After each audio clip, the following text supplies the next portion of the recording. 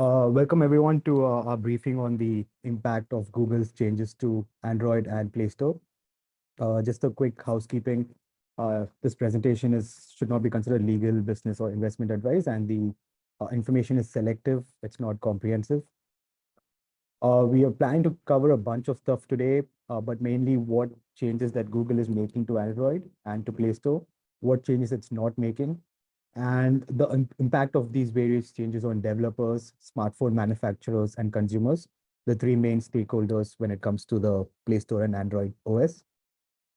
We'll also be talking a bit about what these changes mean to Google, how these changes different from what Google has done in other jurisdictions like South Korea and the European Union.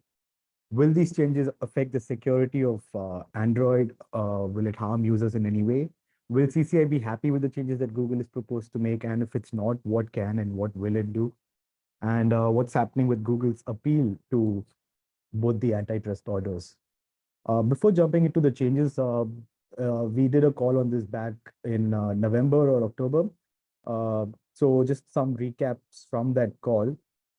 Uh, the main problem that we have, the bigger picture here is when you look at developers, they have a bunch of concerns, and the idea is to address these concerns with the competition regulators orders. Uh, the main ones are the high commissions. Both Google Play Store and the Apple App Store charge anywhere between 10 to 30%, depending on how big you are, which kind of app do you have. Uh, that's number one.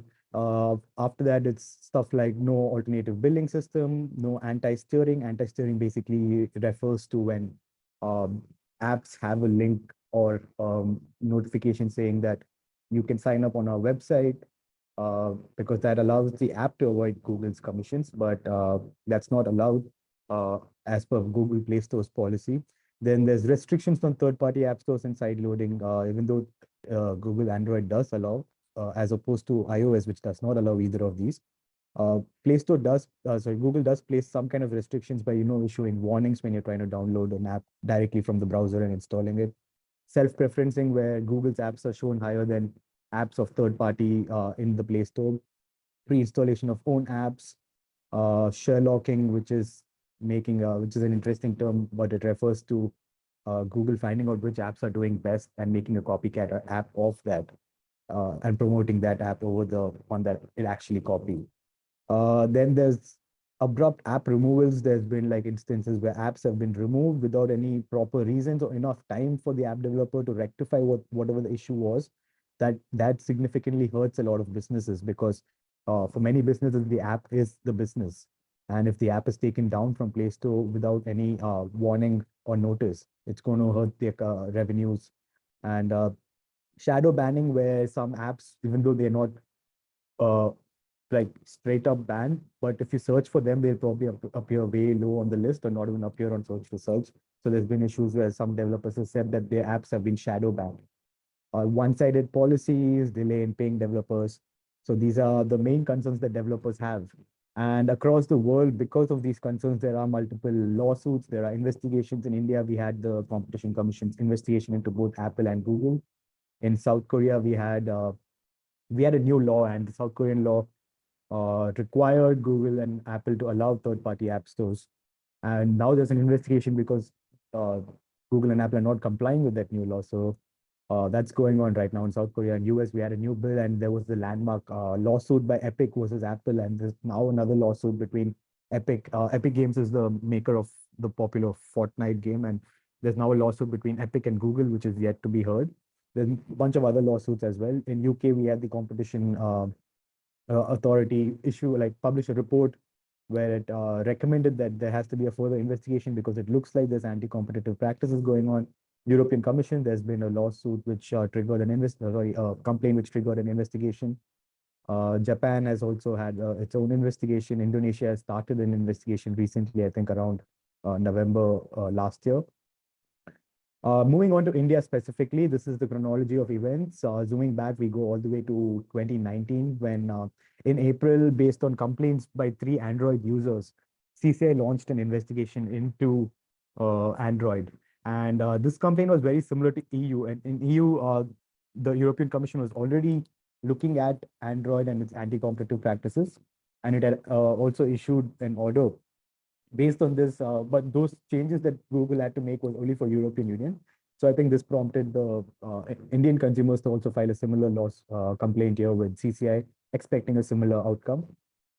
Then fast forward in 2020, we had a very big change in Google's policy. What Google said is, it said it's not a new policy, but we're issuing a clarification saying that all apps on the Play Store must use Google's billing system. Until then, Google was not very particular about it, even though it was there in their documents, in their policy. It didn't enforce it as strictly, but in September 2020, it said that it's going to start enforcing it strictly. Uh, as soon as this announcement was made, there was immediate pushback from Indian founders. There was a WhatsApp group where a lot of activity was happening. Nikhil was on that group, and he had reported on a lot of the developments that happened back then. And there was over 56 startups in that group who had complained. There was later an IT ministry meeting with these startups to hear their concerns. And eventually what happened, one thing led to another. And in November 2020, these startups filed a complaint with the Competition Commission of India, and the Competition Commission agreed to look into it. It found like prima facie, like on first instance, it found that there was some issues, so it will do a detailed investigation, is what it said in November 2020. And then we had to wait 2 years. Now in October, in 2022 October, we got CCI's decisions on both the antitrust cases, and following that, we'll get into more about what CCI has actually ordered. But following CCI issuing the order in January this year, we had Google appeal the Android antitrust order with the National Company Law Appellate Tribunal, which looks at appeals against all competition orders. But the tribunal said that we cannot grant an interim stay. We think this is a reasonable order and reasonable request. Google didn't agree with that, took that issue to Supreme Court. In Supreme Court, the Supreme Court also sided with the tribunal, saying that it doesn't want to stay the order, so Google has to implement the changes that have been prescribed. But if in the course of the actual appeal proceedings that the tribunal reverses anything, Google can go back and change its policies. But as of now, it has to comply with the directive. So then Google last week announced the changes that it is making. So what are the changes that Google is going to make? The biggest change is that Google said it will allow third-party billing systems for Play Store apps. It said that all Play Store apps in India are eligible for user choice billing. What this basically means is users can show another billing option. You can name whatever you want, like Razorpay, BillDesk, or even the company's own proprietary billing system. Any of these can be shown alongside Google billing. It cannot be you just show only the third-party option and not Google billing. That's not allowed, but you can show both. But an interesting point to note, and we'll dive into this more later, commissions are still applicable. Even if the user makes a purchase through Razorpay, for example, they still have to pay Google a commission for that in-app purchase. It's just that this commission will be reduced by 4%. So for developers who have been paying 30% to Google, they have to pay 26% if the user uses the alternative billing system. Developers who've been paying 15 will pay 11. So you get the idea. This is user choice billing is actually not new. Google, because of all the regulatory pressure around the world, Google has started allowing user choice billing in a bunch of countries. Even before the CCI orders came in, Google said that it will allow user choice billing in India. But back then, what the key difference was, it said that user choice billing will only be allowed for non-gaming apps. Now that has been extended to all apps, but in these countries, for example, Australia, US, South Africa, Indonesia, and Japan, it's still limited to gaming apps. User choice billing is also different from alternative billing in the European Union. So in EU, Google allows something called alternative billing, where a developer can offer a third-party billing system without offering Google's billing system. So it can be a standalone third-party billing system that's offered. And I think that's because of the requirement of the Digital Markets Act and Digital Services Act, which are expected to go into effect sometime soon. So it's because of that they had to make this concession there. The second big change that Google agreed to make is that smartphone manufacturers can license individual Google apps for pre-installation. So if they want to just install Google Maps and not install Chrome, they'll now be able to do that. Earlier, what it was Google made it that every smartphone manufacturer who wanted one of these apps has to install the entire Google suite of apps called the Google Mobile Suite, which has like a bunch of 7, 8 apps, Chrome, Play Store, uh, Google Maps. So all of these had to be installed together. Now that's not the case. Uh, Choosing default search engine at the setup screen is now an option that will be available to users. So when you buy a new Android phone or an Android tablet, well, as you go through the setup screen, you'll have an option where you just select who do you want to be your default search engine. Right now, how it works is Google has a lot of exclusive agreements with smartphone manufacturers saying that make Google the default search engine. So you don't get an option. You can actually go and change it later, but there's a lot of friction because if you're not going to if you're a user who's just going to go with whatever came with the phone, you're just going to stick to Google. And there's the search is pushed in all kinds of ways. There's like a search navigation bar on home screen. There's the search app on the home screen. So now what Google is saying is that Indian users will be able to select at the setup screen that if they want to choose some other uh, search engine. And this is actually something that has been in effect in the European Union. The screenshot is from European Union. So then looking at the fourth change, we have Google has said that it will update its agreements to introduce changes that will allow smartphone manufacturers to build non-compatible or forked variants. A little bit of jargon busting over here. There are two kinds of Android, if you will. There's one called the stock Android, which Google makes. It comes with all of Google's softwares, Google Play Store, Google's entire suite of application. And there's something called a forked Android. A forked Android is an Android which is made by smartphone manufacturers based on the open source code that Google has released. Forked Androids need, if they have to install Google's entire suite, they have to agree to get Play Store services. They have to agree to get all the other apps as well. So that's the difference between the stock Android and the forked Androids. And what Google used to do was it used to disincentivize manufacturers from making forked Androids. So they said that they had in the agreement saying that if you license this app from us, if you want to get a stock Android in any one of your devices, then your entire portfolio of products should take the stock on Android. You cannot just build your own version of Android for some other device that you're making. So those were the kind of agreements that CCI had found illegal. And now Google is saying that it will allow its partners to build their own versions of Android. But there are a lot of questions over here, like how easy will it be? Will it still be useful for users? We'll get into all that a little bit later.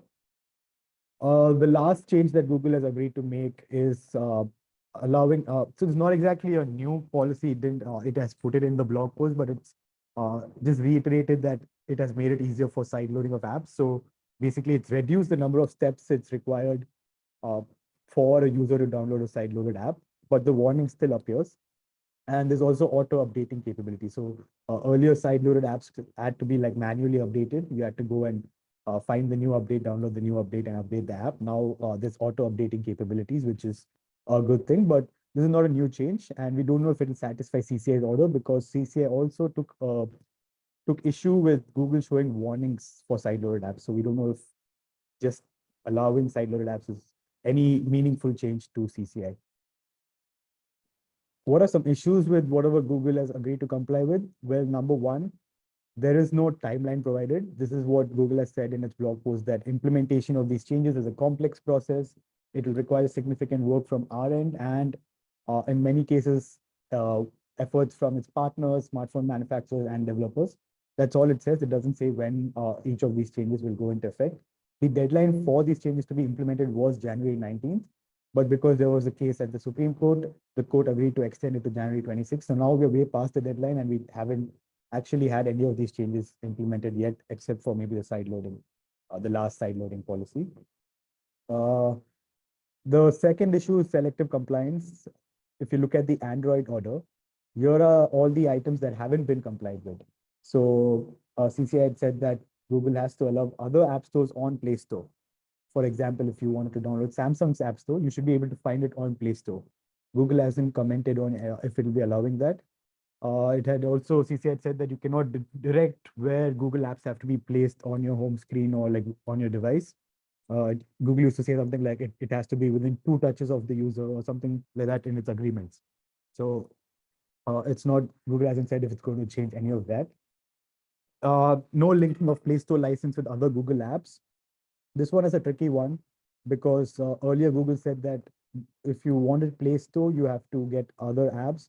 But now it's allowing selective installation of apps, but it doesn't exactly say how it's going to deal with Play Store. So we'll have to wait and see for the exact policy or the exact agreements that come up. Allowing uninstalling of pre-installed apps. So right now, many of the Google stock apps cannot be uninstalled. For example, Google Maps cannot be uninstalled on many phones. So uh, Google hasn't said that if it's going to allow that in the future. Interoperability of apps on Android phones. This is an important one because Google has said that it will allow smartphone manufacturers to make their own versions of Android, but it hasn't said how much it will support this other Android. For example, if Samsung comes up with its own Android OS, will developers have to make separate apps for that Android versus the Android which Google makes? So that's something we still don't know how much support Google is going to provide for allowing apps to seamlessly exist between the two kinds of Androids. Uh, then there's also selective compliance in the second order, which is the Play Store order. These are all the provisions that Google hasn't indicated on what it's going to do about. For example, CCS said there has to be no anti-steering provisions. There's no word on that from Google. There has to be transparent data use policy. The way Google uses data from, it collects from developers and from apps and from Play Store. All of these have to be transparent in Google's, would I say what data it's collecting, how it's going to use them. Uh, these have to, but Google hasn't said it's going to do that. Uh, CCA order specifically says that data cannot be used to further Google's own competitive advantage. So if you go back to the first slide where I talked about how Google sometimes copies apps or sometimes promotes its own apps over the others. So all these are Google using data to its own advantage, but they should not do that is what CCA said. And they also have to share data belonging to the developers with the developers. There are some data that Google collects. It has a lot of metrics. Google can see how well an app is performing on Play Store, what are some of the issues it's having, but it doesn't share all of these data with developers. And CCA said that you have to. Google hasn't indicated if it will do that. CCA said that there has to be no unfair conditions on developers. This is an important point that we'll come back to later. It said that there cannot be any unfair, unreasonable, discriminatory, or disproportionate conditions imposed on developers. And specifically said that even on pricing aspects, there should not be any of these unfair conditions. There has to be complete transparency in fees. For example, if Google is charging 30% commission, it has to break down that 30% commission into how much is it for actual payment processing, how much is it for Google's providing of the Play Store, and et cetera, et cetera.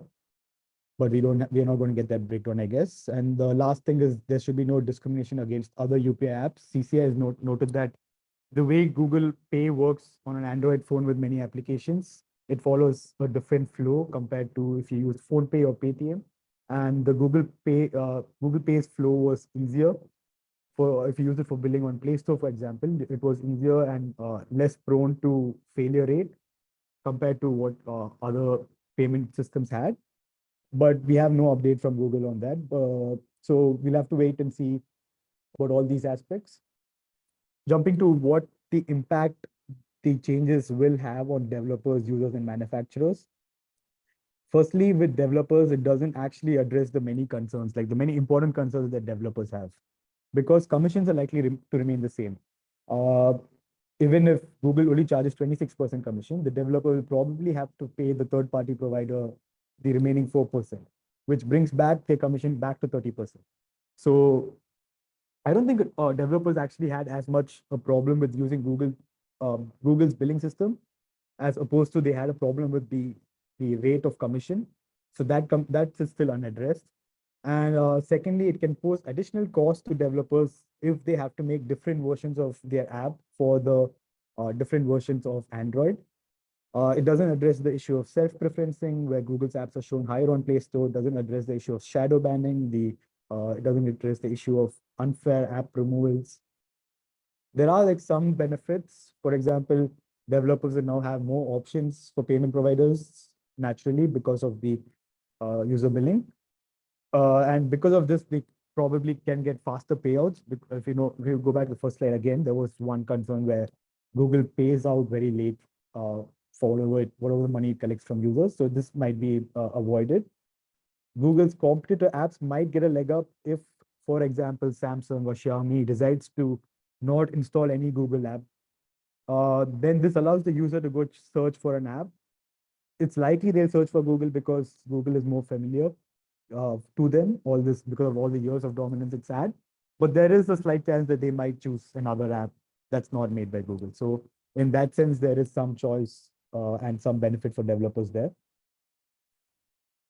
For can CCI regulate commissions? So this is what it will now come down to, because in a way, at least on this aspect, Google has complied with what CCI asked for. So when will CCI be fine with the 30% commission? We don't know anything about that, because it doesn't exactly say that CCI should not charge 30% or CCI should only charge 10%. It doesn't, the CCI order doesn't get into the exact amount that Google can charge. It just said that there should not be any unfair conditions. But when we spoke to lawyers, what we gathered was CCI is not a price regulator. It cannot dictate pricing. It can merely issue a warning and say stuff like no unfair conditions, but it can't like decide what that number should be. And if we go back to even in US, when the lawsuit was happening between Apple and Epic, one interesting thing, a lot of things went in Apple's favor. Most of the order went in Apple's favor. But importantly, what the court said was the rate chosen by Apple, the 30% rate, is it acknowledged that rate. It said that Apple is entitled to some compensation and that the court is not going to dictate what that compensation should be.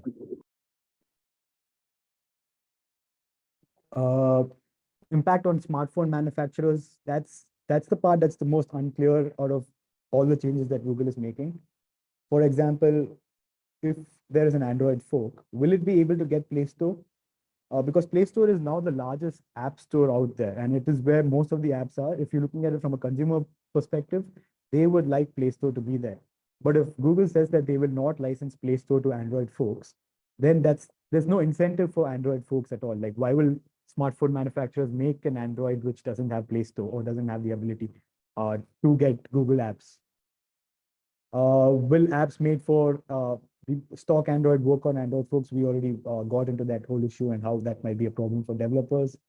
And the third one is, because all the other agreements which currently are in existence were deemed illegal by CCI, what are the new agreements that smartphone manufacturers will have to sign? The exact documents are not yet available on that. Will Google start charging licensing fee for Android? One thing that it kept repeating in its appeal of the order is that we are making Android free. The only way we can earn money is through commissions and through the various agreements we sign. So that's the only way we can get paid. And if we don't have that option, then we'll have to start charging a license fee. And if you start charging a license fee, it's going to make phones more expensive. And especially for a country that's where we still have close to half the population that's not on the internet, this will dampen the growth of the country, is what Google is arguing. So will it start charging licensing fee? We don't know. The impact on consumers is very limited in terms of the positive benefits. Positive benefit right now, it just appears to be that they will consumers will have more payment methods. For example, if Razorpay might support like UPI, net banking, credit card, debit card, buy now, pay later, as opposed to Google billing, which just supported one form of payment. So there's that convenience, but there are other convenience that might be reduced in terms of the access to Play Store, the convenience you have that when you get a device, you already have all the basic apps that you need. If you want to go browse the internet, there's already Chrome. If you want to use maps, there's already Google Maps. So all these might not be there if smartphone manufacturers decide to not include Google's own apps. Another important negative impact for consumers is if they use a third-party billing system and there is some issue, there is some fraud, then we cannot have Google responsible for this. Users will have to directly deal with the app developer. Right now, Google acts as kind of like an intermediary, and even if there's a dispute or something, Google sometimes gives refunds, taking responsibility for whatever happened with the billing, but that might not be possible anymore. There's a lot of issues with security and privacy harm. We got into this more in depth in our previous call, which is available for MediaNama subscribers. So please listen to that. But putting it like briefly, from side loading, we have a lot of issues. From Android folks, we have a lot of issues when it comes to security, because Android folks won't receive updates as fast as Google stock Android. And companies, smartphone manufacturers might even take more, even after they get the update from Google, manufacturers might take more time to push that update onto phones. And which means until then, if there's any security vulnerability, that's still going to be open. So these kind of issues are likely going to be there. And the last point we discussed is phones could get more expensive if Google increases the cost for manufacturers in some way. Google is appealing on the grounds that there's harm, there's going to be an increase in prices, there's disadvantage, all the points that we discussed so far. It's also pointed out that a lot of people were not consulted. It said that a lot of users are not consulted, startup community was not consulted. And it has also accused CCI of plagiarizing the order. It said that there are at least 50 instances or something of where Google copy pasted entire sections from the European Commission's orders. So the argument there is that CCI did not actually see the effect of Android in India with Indian users. It just took whatever happened with Europe, with European users, and assumed that that has happened in India. If that is a credible claim that Google is making, that could work in its favor in its appeal, because the competition law requires these issues to be studied in the Indian context, in the Indian market. When will this appeal be heard? The Supreme Court has directed the tribunal to hear it by March end, so we'll have an update on that next month. That brings us an end to the Google Play Store changes, but an interesting and a tangential thing that was happening throughout this entire process. Last week we had an IIT Madras based incubated firm releasing a smartphone OS called Bar OS, and Bar OS is basically it said that it can be installed on the shelf off-the-shelf smartphones, like any Android phone that you have now. You can install this on that. It said that the OS is initially targeted at organizations with a strict privacy and security requirement, and you have seen a lot of news articles calling this as India's indigenous OS. It was promoted by government. We had two ministers do a video call on it. We had a lot of tweets from departments, various government departments, sharing India's first indigenous OS. It's not its first, but India's indigenous OS. And there were also news articles asking if this is India's answer to take on the dominance of Android and iOS. We feel it's a bit overhyped. Bar OS is not exactly an indigenous OS. In fact, it's based on Android. It is an Android fork, and there are many such Androids already available in India. We have Fire OS, we have Graphene OS. Graphene OS is usually known for its security and privacy. So if there are organizations that need it for security and privacy, they're probably going to go with Graphene OS. So it's not exactly indigenous. It's the way it's been marketed. I don't think anywhere in the marketing they've said that it's an Android fork, but there feel like there were developers who went into the code and found that this is an Android fork. Consumers again have little to gain from borrowers because a lot of it is unsure. There's little freedom. Like they don't have freedom. Like they do have freedom in choosing apps that go on it, because borrowers will not have any pre-installed apps. But apart from that, there's a lot that they lose in terms of convenience, in terms of security, in terms of the app library in the form of Play Store. The benefits to developers are not clear because what borrowers is going to have is something called Pass. That's the app store for borrowers. This is going to be apps that are approved to go on borrowers. But what's the procedure for developers to get their app approved for Pass?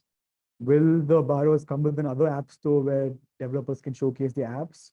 And what's going to be the commission to have the app on borrowers' Pass? All these are unclear. And without knowing all this, there's no incentive for developers, because the number one thing that developers want is discoverability. Play Store offers that discoverability.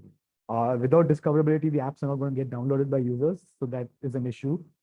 No clarity on security and updates. How long will devices with borrowers get updates for, and how fast they'll get it for? And another important point is Android has something called a bootloader, which you have to unlock usually to install another operating system. But when you unlock this bootloader, you are letting in, it's kind of like a security loophole. It's a security risk. To install borrowers, do we need to unlock the bootloader? And can it be locked after installing? So these are some things that we still don't know. And lastly, what's the point of having a borrowers when we have the CCI order where CCI has asked Google to make changes to Android and Play Store to address all the competition concerns? Uh, in that light, why do we need an indigenous OS? So that's one question.